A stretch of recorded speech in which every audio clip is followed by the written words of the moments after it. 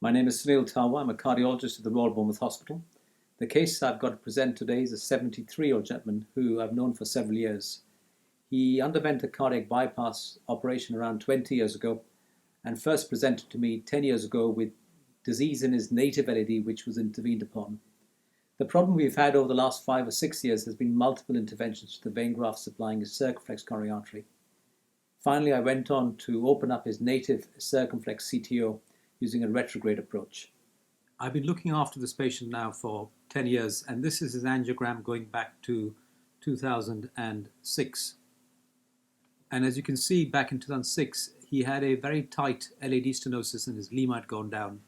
And I ended up stenting the LAD with some drug-eluting stents.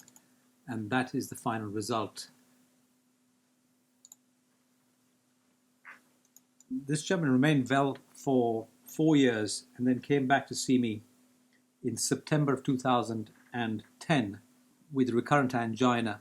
What we found was that he had a stenosis in the vein graft supplying his marginal branch, as you can see on some of these views.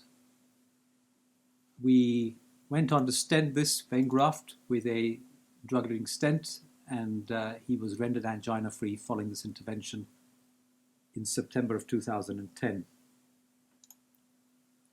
He then came back on the 29th of May 2014 with recurrent angina, and his LED stents were working fine, but he'd blocked off his vein graft completely.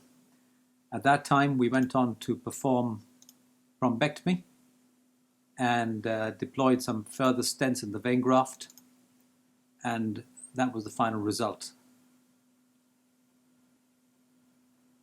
He then presented back on the 23rd of November 2015 with recurrent angina, and he had in-stent restenosis within the vein graft to the circumflex coronary artery, which we again treated with a combination of balloons and further stents.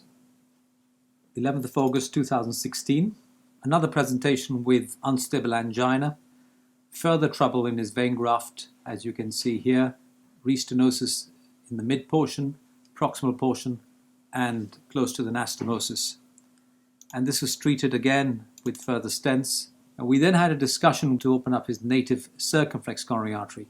So 20th of October 2016, he was brought to the lab for planned intervention to open up his native circumflex coronary artery using a retrograde approach via the vein graft.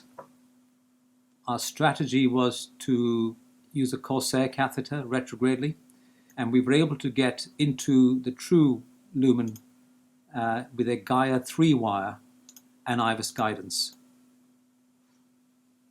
I had an IVUS probe in the circumflex, and I was able to get true to true with a Gaia 3 wire and then externalize into the guiding catheter.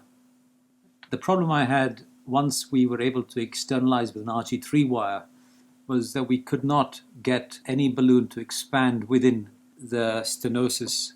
We used a number of small balloons which burst, and finally what I had to do was rotablate the artery antigradally.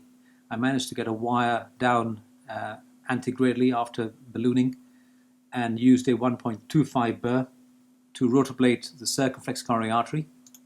And following that, what I did was I was able to wire antigradally with a cyan blue extra support wire, which I trapped in the retrograde guide, and I was able to deliver my stents using this extra support cyan blue wire. 3 stents were deployed in the circumflex coronary artery, and a tap procedure was performed in the left main stem, and we were able to finish the case with a very good result. I've been using the cyan blue extra support wire for a few months now. I think it's a very good wire. It handles very well and gives good support. In this case, it was a very good wire in order to get the stents down the vessel. The artery was calcific, non-compliant, and having that support from the wire made the case technically easier.